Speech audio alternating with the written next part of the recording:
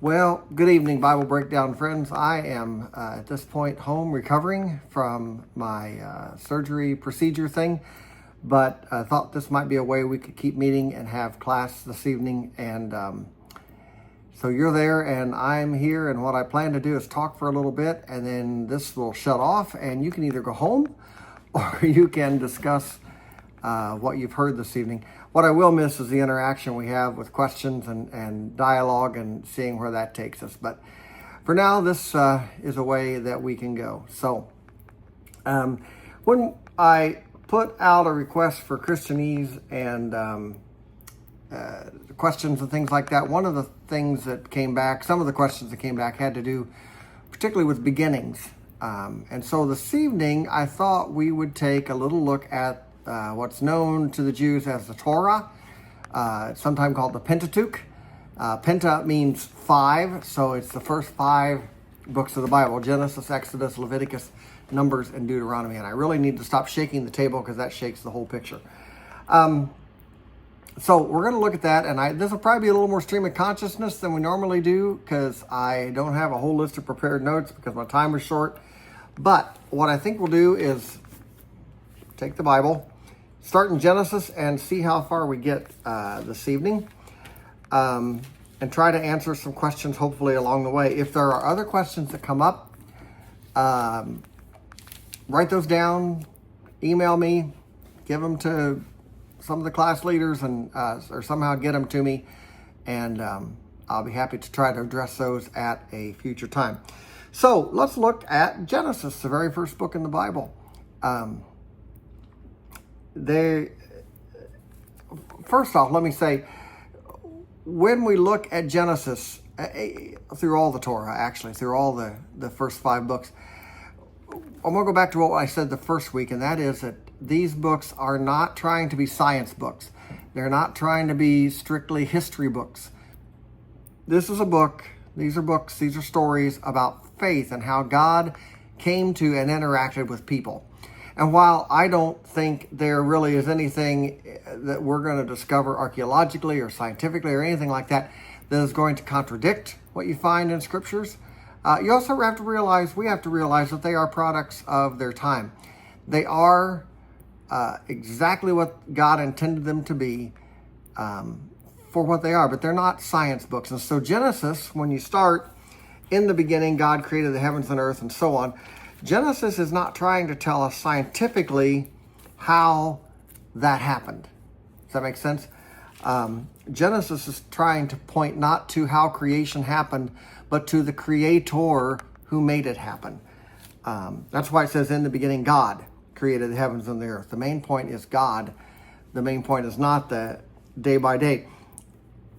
The other thing, a lot of people don't realize this. There are actually 2 creation stories in the Old Testament, in the book of Genesis. The first one goes from, and whoever's running this, if you want to pause it, if you need to pause it at some point, because I know I talk fast, feel free to pause me. The first creation story begins at Genesis 1, verse 1. In the beginning, God created the heavens and earth. And then there's this poem, really. It's a beautiful poem, very symmetrical, very lyrical. And that goes all the way through chapter 2, verse 3. So the first creation story, which is a very structured, very literate poem, first day, second day, third day, and so on. And so we have things that God created on each day. And in this poem, the way the story is told, humankind is made on day 6. It's the crowning achievement of creation. And I'm going to come back to that in a minute, I think. So the second creation story is more like a story you would tell around a campfire. It's a not a folk story, because I believe it is true, but it's a story that is just much more folksy, much more told, like even as a bedtime story maybe. And that starts in Genesis 2, verse 4, and goes all the way to the end of that chapter, verse 25. Now, if you try to reconcile these 2 stories and try to make them line up, it doesn't work very well. That's not really the point. let's go back. Genesis, the first chapter. So, God, the first day, the earth was formless and empty. God creates light and darkness. God calls the light day and the day night. And that's the first day. Then you have the second day, the waters. And there's Barney. Can you hear him? That's the second day. Okay, where were we? So anyway, the creation in Genesis 1 is very orderly, goes through, there's people will ask, well, you had dry land and all this, and seed-bearing fruit and all this, the vegetation, and then the light is created. How can that stuff grow without light? But that's not the point, again, of Genesis. It's a very orderly creation. And then we get down to day 6. God has living creatures, livestock, creatures that crawl, and the wildlife, all sorts of things. And God saw that it was good. And then he says, let us make human beings in our image, according to our likeness. Let us. I always find that fascinating here in the very first chapter of Genesis. Before anything is ever revealed about Father, Son, and Holy Spirit, God is plural. God's a Trinity. So it's not that, I said this a couple weeks ago, I think, it's not that Christians created the Trinity just to fit Jesus in. It's there in the very beginning. God is speaking, not to the angels, because the angels don't have any creative power. God is speaking. In fact, the angels are created. They're not eternal like God in that sense. So let us make human beings in our own image. And so God created man in his own image. He created him in the image of God. He created them male and female. Again, that's how we know that when it uses the word man there, it's really human beings, humankind, because it says God created them male and female, both in the image of God, both equal in the sight of God, both created by the hand of God. And then God saw all that he had made, and it was very good. That's crown of creation. So then you turn the page into my Bible. I'm literally turning the page here. Heavens and earth and everything in them were completed, and God blessed the seventh day and declared it holy, for on it he rested from all his work of creation. Did God really need to take a nap? Did God really need to rest? Did God really need to sleep? Or is God setting an example for his creation there? When we try to work 7 days out of 7 days, that doesn't work very well. We wear out. We might be able to do it for a week, maybe 2, but we wear out because we were made to work 6 days and rest on the 7th. We're not very good at that. Some of us can remember when grocery stores and all the things were closed on Sunday. And that will come up again when we get to the 10 Commandments here in a little bit. So that's the first creation story. Very orderly, very poetic, beautifully written. And then we come to the second creation story. Verse 4 of chapter 2, these are the records of the heavens and earth concerning their creation. God makes earth, no plants, no nothing. There was no man to work the ground. Mist would come up from the earth and water the ground. That's kind of weird and kind of cool at the same time. And then, and this, again, it's a different order. Before God creates the shrubs and the plants, he creates man out of the dust of the earth and breathed the breath of life into his nostrils, and the man became a living being. Then God plants a garden, and he places the man in the garden. Then he finds out that the man is lonely, and so he creates a woman to help him. He says, it is not good, verse 18, it is not good for the man to be alone. That's still true, by the way. I will make a helper corresponding to him. So then, after that, opposite order again from the first creation story. God makes every animal and finds out none of the animals are really good companion for the man, for Adam.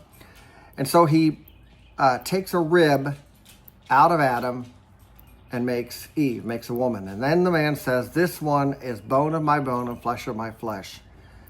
So I say all that to say this. Don't bother trying to rectify or to reconcile the two creation stories. They're different stories. They're for different purposes. And actually the second story really then just leads right into the story of the temptation and the fall and the snake and the fruit. We always think it was an apple. Bible doesn't say that. It says fruit. And so it leads right into that and becomes much more story. The first creation story, the first poetic creation story, I think was written probably to use in worship. It was a celebration of God's creation. And then we get into the story. So that's the first couple chapters of Genesis. And then that's the first part of the story. Remember the first week I said the Bible is a story. The first part of that story is creation. God created. And the Bible is not concerned about how. The Bible is concerned with who. Who created? Well, God created. Then we have the temptation of the fall and this very strange story about a serpent and the woman and God telling them not to eat anything from the tree in the middle of the garden. We're probably familiar with that. And that's really the second chapter of the story, and that's the fall. So we have creation, and then we have fall, where we failed to do the one thing God told us to do. And so we get mad at our kids when they don't do the one thing we tell them to do, but that's the story of humanity, obviously. We don't do what God tells us to do. So then you go through the first several chapters of Genesis. Everything up through chapter 11 really is referred to as prehistory. And by that, not that it's not historical and not that the stories aren't true, but it's a matter of the fact that as these stories were being written, they're covering huge amounts of history, huge amounts of time in a short space. The Bible's first 11 chapters goes through a lot of time in a quick manner. I mean, it slows down, it focuses on Adam and Eve, it focuses on Noah for a little bit and the flood, but for the most part, it's hurrying through the story in order to get to chapter 12, which is where Abraham shows up. Now, let me take a moment here. One of the questions I was asked, both of these questions come in this prehistory section. One of the questions that was sent to me, does the Bible address how Cain's wife came into existence and how the rest of the whole world became populated? How the rest of the world became populated is they had sons and daughters and grew the humanity's population that way. The question of Cain's wife is not directly addressed. She just shows up. And that's you're going to have to bear with me finding it because just like we would in class. So, in chapter 4 of Genesis, she just shows up. In fact, it says, verse 16, then Cain went out from the Lord's presence, lived in the land of Nod. And then it says Cain was intimate with his wife. And we're like, wait, who? Where did she come from? We don't know. I had a genetics class in college. And so I kind of know that you can't just keep, the same family can't just keep having kids together. You end up with a genetic mess. So where does she come from? The Bible doesn't say. Like I said, she just shows up on the page, and the same thing with others. I tend to believe God's powerful enough to create once. Who's to say that God didn't go and start another man and woman over here, another man and woman over here, another? We don't know, but they had to have come from somewhere. And it's possible that God just created Adam and Eve. The Bible says were the first. That doesn't mean they were the only ones created directly by God. In order to provide that genetic diversity that is the human race, you had to have had more than two starters. Now, the other thing about descendants is when you get to Noah, everybody's wiped out except Noah and his family. which include his sons and their wives. So you've got some of that genetic diversity, but still, when we talk about we trace all our lineage back to Adam and Eve, we actually trace our lineage back to Noah, because humanity had to start over again. So where did Cain's wife come from? I have no idea. The Bible doesn't say. That's just my guess. And then this other question is, many early biblical figures lived to be hundreds of years old and had 25 to 30 children. Why is it different today?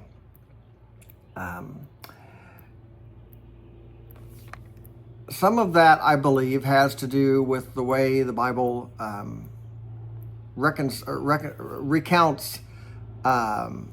numbers in history. The numbers, in the literature of the day, the numbers would be larger to indicate a significant or a successful person. It's not that the numbers are wrong. It's a different way of telling history, whereas we would want to know exactly X, Y, Z, this many numbers. They're not so concerned with the accuracy of the numbers as it is the fact that this person lived a long and healthy life. Now, as far as 25 to 30 children, well, when you have multiple wives, as they often did, you could easily have that many children. Why is it different today? They didn't have McDonald's, which, fast food shortens our lifespan, right? Economically too, you had more children in those days, because the more children you had, the bigger the workforce you had on the ranch or the farm. Today is a whole different economy, and to have that many children would probably bankrupt most people. 25 to 30 children over several wives. Jacob, as we're going to see here in a moment, had 12 sons and a few daughters. That's just a lot. That's just a lot. We can't imagine that in our world today, can we? So back to the years. I don't know that the numbers are inaccurate. I mean, here in chapter 5, I just glanced down here, and we've got Adam lived 930 years. It says Seth, his son, lived 912. We know Methuselah was the oldest man, lived 969 years. I don't know if those are counting seasons. I don't know how they counted them, but it would be hard for us to imagine living that long.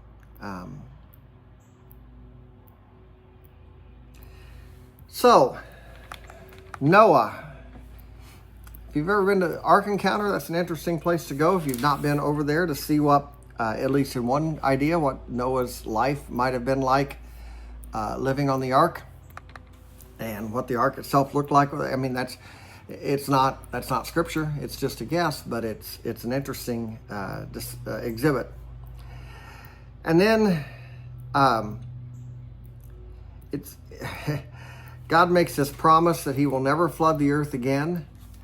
As we have learned, even in our own time, it doesn't mean He won't flood certain areas, or that there won't be floods. It just means He won't wipe out the human race again. And then we come to the Tower of Babylon. That is such a fascinating place. Babylon is modern day Iraq, and as the story recounts, they thought, oh, we'll build a tower to heaven. We'll become the greatest people on the face of the earth. And at this point, it says it's where God scattered them and confused their language, and we're still suffering the effects of that. There again, I think the story is rooted in history. I don't know if it happened exactly like this way, but it certainly is one way of accounting for the fact that we don't understand each other and we're scattered all over the face of the earth. So as I said, we go through these first 11 chapters, a lot of history, a lot of in a short amount of time, and then we come to Abraham, or Abram as he's called. And the story narrows and focuses on one family. It's been telling you the story of humanity. Now it narrows, focuses on one family, family of Abram. And I often wonder sometimes how many, we're told that God called to Abram. Abram lived in a place called Sumeria. wealthy place. He was probably a wealthy man, even early on with his father. He would have had a comfortable life there. He would have had gods there that he worshiped. And at this point, God decides, apparently, that he wants to focus in and deal with a particular family that he's going to teach how to follow him. And through him, as he tells Abram, that they will be blessed to be a blessing. My wondering always is, how many people besides Abram did God try to speak to? And how many times was God turned down or ignored until he got to Abram? I don't know. Maybe Abram was the first one, and maybe Abram said, okay, I'll do this. But it's a huge call. I mean, he's got a comfortable life. He's living in not a palace, but he's living in a good place, a fertile place. And Abram has this call from God to go from your land, your relatives, and your father's house to the land that I will show you. God doesn't even give him a GPS. He says, go, and I'm going to tell you when to stop. And he doesn't promise him great wealth. He just says, I will bless you. I will make your name great, and you will be a blessing. Get this, friends. Abram was 75 years old when he left his home. 75 years old. He takes Sarai, his wife, his nephew Lot, and all the stuff they'd acquired, and they head out in the direction God points them. And they go to Canaan, modern day Israel. And so I keep thinking and wondering if I would have been bold enough, courageous enough, willing enough to answer that call to go somewhere. Abram didn't know where he was going. He just knew he was going. I don't know. What about you? Do you think we're sensitive enough today to hear a call like that? I think some people are. But I think our comfort speaks awfully loud, and I'm impressed that Abram let God's voice be louder than the comfort and the stuff that he had. So let's talk about this word covenant that shows up a lot in the Old Testament. Covenant is a recurring theme, obviously, in the Old Testament, all the way up through Jesus. Covenant, we tend to think of contracts. We make contracts. We make agreements.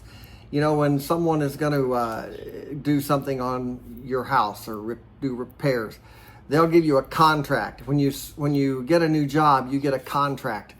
And a contract says, you do this, and I will pay you that. It's a very much one for one. I get this, you get that. This is the agreement. And of course, so much of the legal profession has been built on people not fulfilling their obligations. And so consequently, then contracts are broken and lawsuits happen. Covenant is not a contract. Covenant is an agreement between two people, like a contract is. But generally, it's an agreement between two people who are not equal. That's with a contract. You're coming into this. You do this. I'll do this. Contract is honored. A covenant is an agreement between someone who's much more powerful and someone who is not. And so God makes covenants with people, promises that here's what I'm going to do for you. Now, one way this is different, we talk about marriage being a covenant, and that's not about power. That's about two people who come at it from opposite directions. And I make promises to my spouse, and my spouse makes promises to me. And it's that covenant, it's those promises that we're going to uphold that keep us, that keep a marriage together, that are upon which the marriage is based. And it's the same way with these covenants that God makes with Noah and with Abraham. There are particular promises God makes, and God says, I'm going to do this. And I ask you, I expect you to live this way or to do that. When the covenant is broken, it's never broken by God. God always fulfills his promises. If a covenant is broken, it's broken on the people's side. God keeps his covenant. God keeps his promises. And so he makes all these covenants all throughout Genesis and through the Old Testament. And ultimately then he makes a new covenant through Jesus. And it will not be like Jeremiah, the prophet says, it will not be like the covenant I made with their forefathers, which they broke, which they did not fulfill. This is a covenant that God has made entirely on his own, on his side. He says, I will save you. I will rescue you. I will bring you home. And that's really the promise, the hope of the new covenant. But that word covenant, it's not a contract. It's not something that ends up broken and in shambles, because God never breaks his side of the covenant. It's all based in the relationship between God and his people. It's a relational thing. Contract, you may not have a relationship with that other person. Covenant is all based in the relationship. God says, I'll do this. I expect you to do that. You don't do that. The covenant is broken, but I'm still here and I'm still going to love you. And so over and over again, you're going to see when you read the Old Testament, is a story of covenant making. The people break the covenant. God calls them back and provides another way out. And aren't we thankful for that? When ultimately the covenant could not be kept, Jesus came to fulfill it, to keep the covenant himself. So the story of Abraham is really a story about covenant, where God says, I'm going to bless you. I'm going to make you a great nation. You're going to be a blessing to the nations around you. And that really was the goal. When God called Abraham, it wasn't just for the sake of Abraham. God called Abraham and his family to teach them what it was like to be in relationship with God. And then they were expected to live that out and help the rest of the world understand that. So those are important to keep in mind. Those things are important to keep in mind as you read through the story of Abraham. The other thing that's very important in these stories is birthright and passing it on to the next generation. Abraham is childless at 75. He doesn't have an heir, and he's already picked one of his servants or one of his employees to pass his fortune onto, to pass his name onto. And so that becomes one of the sticking points. Abraham is told that God is going to make him a great nation, a great people. And he's like, yeah, right, God, how's that going to happen when I don't have any heirs? There's nobody who's going to even take my name. And God promises him over and over again that he's going to give him a son, because in a patriarchal society, it's passed on through the son. And then the son doesn't show up. Son doesn't come. Sarah says, I'm too old to have a baby. But here, take my maid and have a baby with her.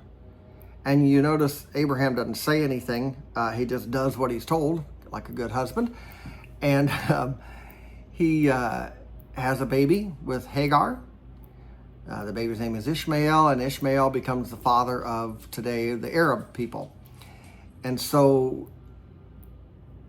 Abram and Sarah tried to do it on their own, tried to become a great nation on their own. And Sarah ends up despising Ishmael, and Hagar sends him away a couple times. And God says, I will bless Ishmael, but he is not the plan. And so the plan is for Sarah to have a baby. And so they do. Eventually, Ishmael goes off, becomes a mighty warrior. He eventually, like I say, is considered the father of the Muslim tradition, Arab tradition. Isaac is born. Isaac means laughter. And one author I remember said they named him Laughter because they were laughing that they're having a baby in the geriatric ward and Medicare's picking up the bill. And Isaac becomes the next hope, the next generation. But both the Muslims and Jews and Christians, because of Jews, we trace our lineage back to Abraham, our spiritual heritage back to Abraham and his faithfulness to trust that God would do what God said he was going to do. So I'm looking at the time, and it is painfully obvious we are not going to get the Torah done today. I'm talking too much. Maybe we'll get through Genesis today, and then we'll tackle other parts another day. Anyway, birthright.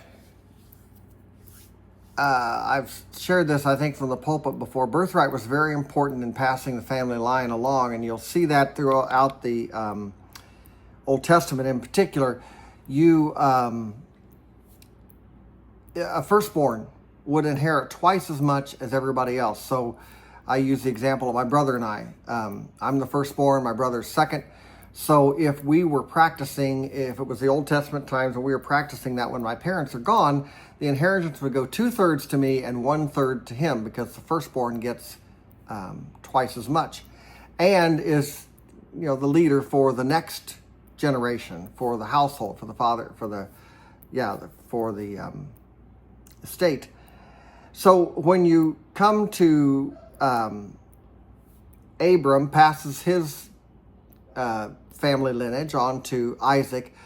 Isaac then, and there's not a whole lot about it. It's interesting, the story. We have the Abraham, Isaac, and Jacob, the three patriarchs. There's not a lot in the Bible about Isaac. He gets a wife, Rebecca, and then she's pregnant and has twins, Esau and Jacob. Esau comes out first. Esau's born first, so he would have the birthright. He would be the firstborn, expected to lead the family from now on. Jacob comes out second, but he's holding on to Esau's heel as they're born. And obviously not identical, because Esau is said to be very hairy. Jacob is very smooth-skinned. Esau is Isaac's favorite. Jacob is Rebekah's favorite. And creates all sorts of family drama for this family, especially at the point when Esau's been out working, hunting, and he comes home and he's really hungry, and Jacob, who stays more close to the tents, has made some stew. And Esau says, "Can I have some stew?" And Jacob says, "Yeah, sure. Give me your birthright. Let me be considered the firstborn." In other words, I want to be in charge over you.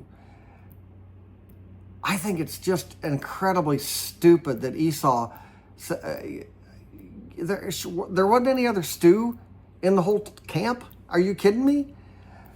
He says, "Sure, what good is it to me?" And he sells Jacob his birthright for a bowl of stew.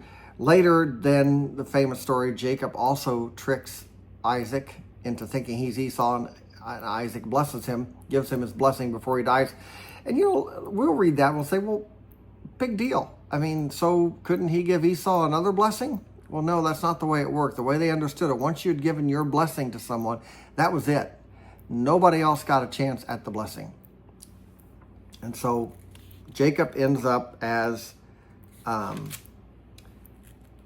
being considered the firstborn. Now, so it's Abraham, Isaac, and Jacob.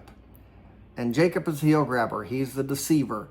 But he eventually gets his name changed when he wrestles with God at a place called the Jabbok River.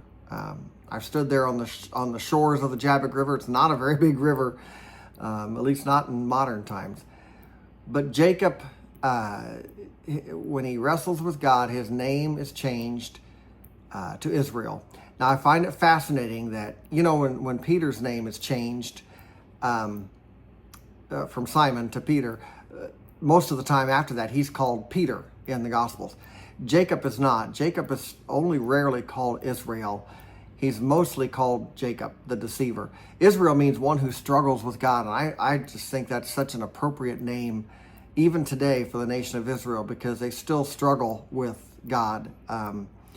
Not always sure, even though they're the chosen people, they're the Jewish people, they the ones God chose to work through in the world, they're still not sure what to make of this God. Most of those Jews who live in Israel today, there's the Orthodox who are very faithful, but most Jews are agnostic at best, maybe atheist. They are culturally and genetically Jews, but not really religiously. Kind of like America and Christians, right? Will give lip service to it, but not necessarily show up at worship or synagogue or whatever. So all that's to say, Jacob is then the forebearer of the Israelite people. The rest of Genesis is really a novel in itself, and it's a story of Jacob's family through a guy named Joseph. Jacob marries sisters, if you remember, Rachel and Leah. Leah's the older. He's tricked into marrying her. He's really in love with Rachel.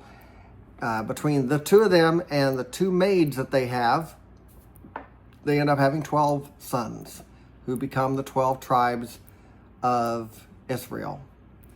And then the Joseph story, where Joseph is sold by his brothers and he ends up in Egypt, ends up in power in Egypt. It's a great, great story.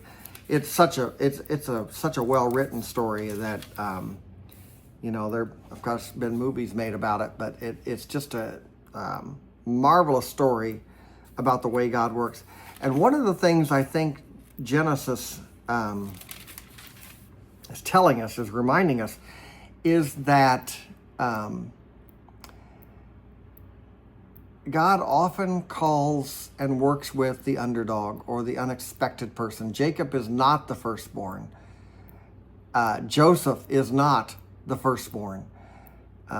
Everything that culture says ought to happen is not what happens. Abram, I don't know that there was anything particularly special about Abram, who became Abraham, except that he was the one who picked up the phone the day God called. And he's the one then through whom God chose to bless the people of the world. He would be blessed to be a blessing.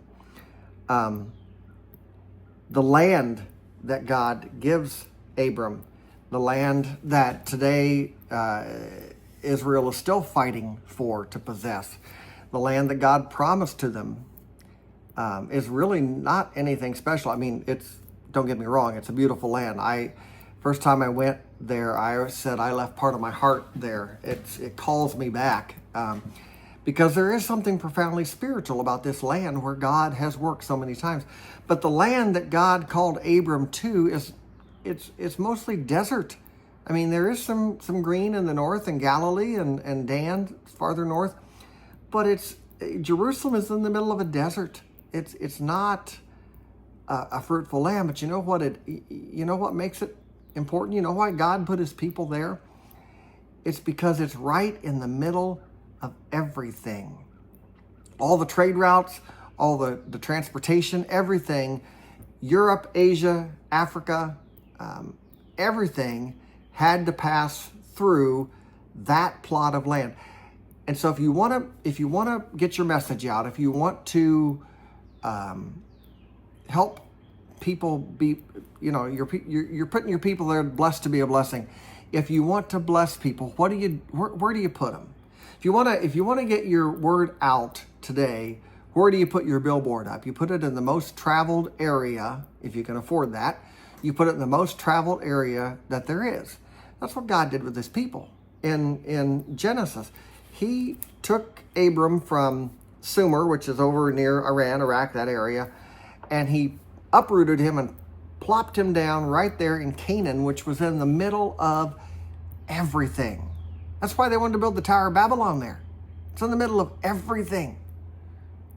It still is today. The Middle East, it's in the middle of everything. That's why that land is promised. It's not because it's the best land, the best real estate on the face of the earth.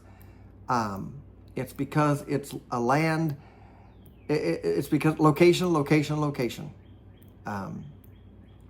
So here's my shameless plug. If you really want to see what it looks like, I plan to go back in the fall of 26, and I would love for any or all of you to come with me. You'll see the land, you'll understand what I'm talking about. So let me come back to something I kind of talked about a little bit last week. I think it was last week, and that's these different terms for God in the Old Testament. We just got to the end of Genesis. We're not to Exodus yet, and so we don't get the point where God is asking, or where God is asked what his name is. But in your text, a lot of times you'll see Lord in all small caps, and that's his name, Yahweh. But if you were reading that in a synagogue, you would say Adonai, you would say Lord, rather than Yahweh or I am. And that's because they are concerned or afraid or worried about misusing the name of the Lord, their God, which is something that the Ten Commandments expressly forbids. Lord is simply, in that culture, a Lord was different than we hear the term Lord in human terms in British royalty. There are lords and ladies and all those things. In ancient Near Eastern culture, the Lord would have been more like a patron maybe, or someone who took care of a group of people. And so to call God Lord implied that he was the one who was taking care of them, who was overseeing them, but they belonged to him, not in a slavery sort of way, but they were his children. They were his people. They were he was their family, I guess, for another relational sort of term. So when you see God interacting with the people as Lord, he's the one who's caring for them. He's the one who's taking care of them, and that's the way they would see it most often. Elohim was the other name I talked about, which is a plural name for God. It's just another name, another word for God. So a lot of times if you see God in the text, it's probably Elohim. It's probably not Yahweh, it's Elohim. But all of that, of course, was because eventually they did learn God's name, Yahweh. The other thing maybe is worth talking about is who wrote Genesis, Exodus, Leviticus. Tradition says Moses wrote all 5 of these books. Of course, the problem is Moses dies before the end of Deuteronomy, but I mean, that's simple enough. People, he wrote as far as he could, and then someone, probably Joshua or whatever, one of his aides, finished it up after he died. That's possible. Whoever wrote it, whoever put it together, it's pretty obvious these stories were passed down around campfires for quite a while before Moses would have ever written them down, or whoever would have ever written them down. But they were preserved by telling the stories to their children, and then telling the stories to the next generation and the next generation. And I think that's also, as we become more literate, more book reliant, more computer, internet reliant, we've lost that. We don't tell the stories of our faith and stories of what happened to the generations before us. We don't pass them down. And I love when people sit down with a grandfather or an uncle or aunt or whoever and ask them, just tell me the stories and record them or write them down. Because that's how these stories were preserved. Moses was not there when creation happened. Moses didn't have firsthand access to Adam and Eve to ask them. The stories were told from generation to generation until they got down to where they were writing. Because obviously, originally writing was not a thing. It was an oral tradition. So Genesis, even though it may have been written in Moses' day, it has a long history of the stories being told and preserved for later generations. Okay, I think that's probably enough for tonight. if you all are still awake anyway. I don't know what next week is going to bring. Honestly, sitting here on what is Sunday afternoon for me and Wednesday evening for you, you may have a better guess at it. But if I know, I will send out messages through Church Center when I know, not if I know. When I know, I will send out messages through Church Center as to whether we meet. We'll meet next week or not. We'll for sure meet in 2 weeks. I just don't know what this next week is going to look like for me. Some of the things that I still have on the question list that people wanted to cover, we're going to talk about how the Apostles' Creed, where some of those beliefs come from in the Scripture. We're going to talk about, I want to talk more about the rest of the Pentateuch and about Israel going forward. And I think the last class of this semester, we will talk about, I'm going to, jump in where angels fear to tread, and we'll talk about Revelation and eternity and what those what eternity might be like. So that's where I'm headed, just so you know, for this session, this semester of Bible Breakdown. If you have questions, I'm going to stop talking here in a minute. If you have questions, if you can maybe talk about those, write those down, and we'll see what we can do with them. All right. I appreciate you all being here tonight. I appreciate your prayers. And hope to see you soon. Bye.